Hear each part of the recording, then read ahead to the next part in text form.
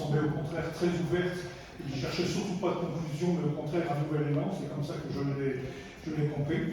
Vous m'excusez d'arriver en retard et en plus je suis tombé sous une averse, un véritable déluge. Donc je suis un président trempé dans les plus basses choses. On sait accueillir. Mouillé partout. Ben voilà. En tout cas, j'ai séché. Juste, je ne vais pas vous prendre beaucoup de temps parce que d'abord, j'ai bien compris qu'il fallait rendre les locaux à une heure juste. Et comme je peux être très bavard, dans une heure, on peut être encore en train de discuter. Je voulais simplement jeter un peu d'éclairage sur, à partir de ce qui s'est dit ici aujourd'hui. Alors peut-être, je ne sais pas, tu as eu le temps de faire une présentation du mouvement Emmaüs, non Non, je pensais que tu serais mieux que moi dans ce domaine, beaucoup plus ancien et que tu as été aussi dans le communautaire. Oui, voilà, je vais peut-être rappeler que ça fait un peu plus de 45 ans que je suis dans la maison Emmaüs. J'ai commencé tout petit comme compagnon d'une communauté, bénévole, responsable de communauté, qui a pris d'autres responsabilités. Et puis au moment où la retraite a sonné, au moment où tout le monde dit je prends un peu de temps pour moi, on est venu me rappeler pour prendre la présidence du mouvement. Vous voyez comme quoi on peut démarrer au bas de l'échelle et puis se retrouver un jour dans des responsabilités. En tout cas, c'est un. Et puis là encore, on échappe à Emmaüs Europe et surtout Emmaüs International parce qu'il y a aussi beaucoup d'actions de ce côté. Mais je ne vous embarquerai pas jusque-là. Je crois qu'on a assez à faire localement pour qu'on puisse. Moi, je voudrais d'abord dire que je suis très heureux de voir que ça fonctionne comme nous, Emmaüs, on aime que ça fonctionne. C'est-à-dire des partenariats, des liens, des groupes qui inventent, qui travaillent ensemble, qui coopèrent, etc. C'est vraiment le modèle qu'on essaie de promouvoir. Mais peut-être faut-il que je vous trace une géographie très sommaire du mouvement Emmaüs qui a 70 ans. Un peu plus de 70 ans d'ailleurs, qui a deux racines, l'une plutôt portée sur tout ce qui est accueil, hébergement, et l'autre plutôt sur le logement. Donc je ne vous ferai pas le récit parce que beaucoup l'ont lu, mais je pense que la mémoire de notre fondateur, l'abbé Claire, s'efface un peu. Alors on peut se dire quand même que le mouvement il est né à partir du moment où notre abbé qui était un peu isolé, ancien curé, ancien député, ancien résistant, ancien plein de choses, mais il avait pris un sou et on lui présente un forçat, un ancien forçat, suicidaire, qui voulait se donner la mort, et il lui dit, je ne veux pas l'imiter parce que c'est inimitable, mais il dit, puisque tu n'as plus rien à faire de ta vie, eh bien viens m'aider à aider. Et aider à ce moment-là, c'était dans l'après-guerre, c'était une question du logement, parce qu'il y avait énormément de personnes qui n'avaient pas de logement. Il faut savoir que dans la culture du moment, on ne l'a pas vécu, puisque même moi, qui arrive pas loin des 70 ans, mais dans l'après-guerre, le logement c'était la question numéro 1. Du travail, on n'en manquait pas. Mais du travail qui permettait de se loger, ça manquait parce que le logement était très cher. Et une certaine vision publique des pouvoirs publics, c'est de dire on n'est pas très pressé, bien sûr c'est difficile tout de suite, mais vous allez voir, en 3 ans, 5 ans, il y aura plein de pancartes à louer partout. Ça, c'est pas admissible. L'abbé, le fondateur, s'est un peu révolté contre ça, et je crois qu'aujourd'hui, il faut avoir ce cri des accords. Alors je ne voudrais pas passer pour un contempteur, un imprécateur de tout poil, mais c'est vrai qu'il faut conserver ce mouvement, ce fond de révolte. Pour ce qui n'est pas acceptable ne l'est pas. Il n'y a pas de discussion, c'est pas oui, mais non. Voilà. Le logement, par exemple, le logement, c'est l'espace individuel, c'est l'espace de l'intimité, c'est l'espace qui est à soi, qui permet de développer une famille, de développer des projets, qui permet de développer de la culture, qui permet de développer du lien. Le logement, c'est pas seulement 4 tôles avec 4 piquets. Voilà. Et je crois qu'on est fiers que le mouvement Emmaüs est un de ceux qui ont aidé à faire passer le droit concernant le logement, qui était surtout le droit du propriétaire, en droit aussi de l'usager. Et aujourd'hui, on n'est pas au bout de notre boulot, mais ça compte et c'est important. Et quand je vois j'écoutais un peu toutes vos actions territoriales de toutes sortes, c'est vraiment le problème qui se pose. Ils sont pas nouveaux et on a encore beaucoup à faire là-dessus. Le mouvement Emmaüs, il a, je pourrais dire, 3 champs d'activité. L'accueil communautaire. Alors, je ne sais pas si ici, les plus proches communautés, ça va être Bougival, ça va être Berne-sur-Oise, etc.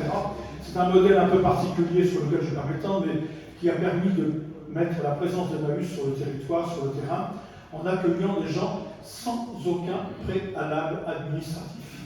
C'est ce qu'on appelle chez nous l'accueil inconditionnel, ce qui fait qu'aujourd'hui, par exemple, on accueille beaucoup de sans-papiers parce que c'est la catégorie qui est à la rue et qui n'a pas d'alternative. Donc on a un énorme combat là-dessus. On a d'autres combats, comme le combat pour, dans le domaine des prisons, etc., l'intimité des prisons. Et puis, il y a une branche qui s'intéresse surtout au logement et aux familles, dont évidemment SOS Famille, là encore un modèle un peu spécifique à Emmaüs, qu'on aimerait voir s'étendre plus dans Emmaüs, même au-delà, c'est le fait que ce sont des compagnons qui travaillent dans les communautés, ce sont les communautés qui donnent régulièrement chaque mois, chaque 2 mois, chaque 6 mois, des sommes qui servent de la base de travail des SOS Familles. Donc ce n'est pas de l'argent qui vient de subventions, de donations, non, c'est de l'argent du travail de gens plus pauvres, et de ce point de vue-là, on répercute ce que disait l'abbé Pierre, viens m'aider à aider, qui n'a pas grand-chose, mais à deux, on peut faire des choses pour en aider d'autres. Je voudrais dire 2 mots par rapport à ce que tu viens de dire. Pas trop long, si tu veux que je finisse à l'heure. Non, t'inquiète pas. Non, c'est très intéressant parce que la solidarité de la communauté nous sert surtout, si vous voulez, pour éponger les gens qui éventuellement ne peuvent plus rembourser. C'est très peu, hein. On a très peu de gens qui nous lâchent, mais des fois c'est des impératifs de la vie. Hein. Il y a aussi, si vous voulez, les frais fixes, c'est-à-dire téléphone, etc. Mais la grande majeure partie de ce que nous utilisons, il faut savoir que c'est la solidarité des gens eux-mêmes. Quand nous aidons quelqu'un, et c'est ça qui est génial dans ce système-là, c'est que quand nous aidons quelqu'un, c'est ces remboursements qui vont nous aider à aider les autres. Donc il est non seulement aidé, mais dès l'instant où il est aidé, il devient aidant. Et moi, c'est ce qui m'a vraiment plu dans ce système-là. C'est-à-dire, c'est pas un assistanat, t'as été aidé, ça y est, c'est fini. Mais maintenant, tu deviens participant à cette solidarité. Et ça, merci à Emmaüs, parce que c'est vraiment génial. On est quand même 60 SOS Familles en France, dont il n'y a aucun salarié, à part monsieur qui est un planqué, qui est le responsable général de tous les SOS Familles. On l'aime beaucoup, il ne faut pas qu'il s'en aille. La dernière branche, c'est celle qui s'est développée assez rapidement, mais de façon peut-être moins visible, c'est tout le secteur de l'insertion, mais de l'insertion par l'économique. C'est-à-dire, vous savez, je ne vous apprends rien, notre travail, nous, c'est la récupération auprès des particuliers et le réemploi. Ce qui d'ailleurs, au début, était une sorte de territoire réservé pendant des siècles en France.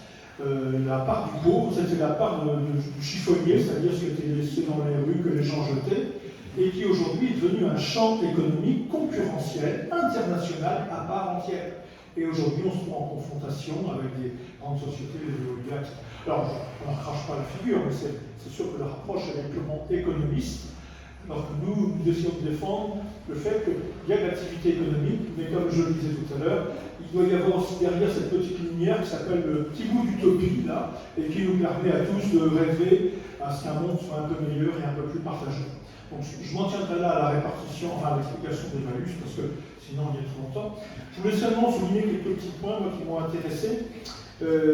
Alors, des fractures, l'événement qu'on vient de connaître, la crise sanitaire, il est intéressant. Et ça nous pend au nez qu'il y en ait d'autres. Alors, qui ne seront pas forcément sanitaires, ils seront peut-être. On a parlé numérique, moi je suis persuadé qu'il peut y avoir un jour une espèce de grand choc numérique international qui nous fout dedans, et on est devenu tellement dépendant.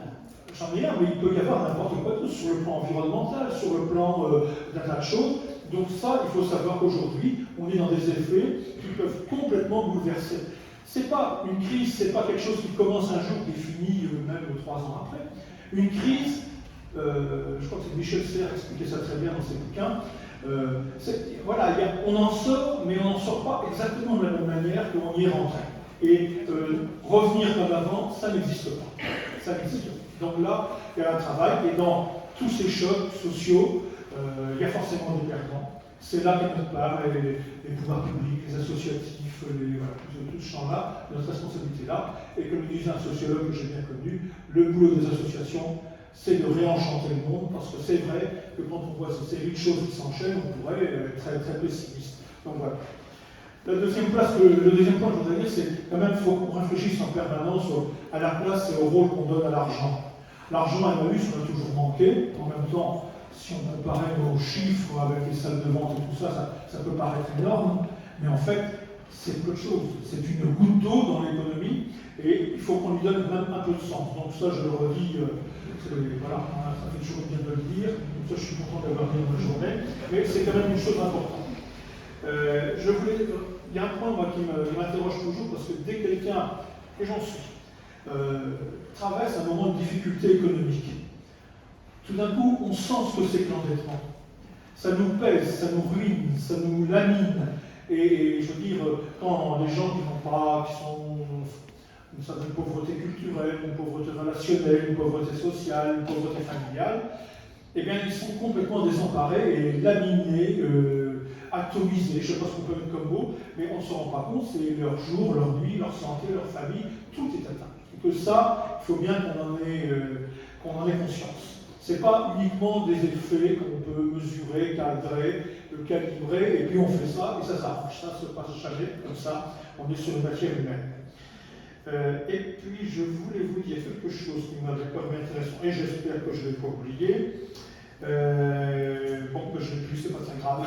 Ça viendra. Enfin, il me semble que dans une journée comme ça, c'est quelque chose qui permet, enfin je sais traîner mes oreilles tout à l'heure dans les petites discussions informelles, et je voyais des gens qui étaient très contents. Moi, je n'ai pas vu le début de vos interventions, mais elles semblent avoir été très percutantes, très enrichissantes. Je pense qu'il faut renouveler cette façon de travailler ensemble. On échange, on partage, on se fait des projets, on collabore, et puis c'est ainsi qu'on arrivera peut-être, si on n'oublie pas la petite ampoule de l'utopie qui peut quand même nous servir un peu de point de repère, mais je pense qu'on peut arriver à changer les choses. Notre but, ce n'est pas de maintenir les gens qui sont dans la misère à coup d'aide, c'est ça que je voulais vous dire, à coup d'aide, c'est que chacun retrouve une dignité.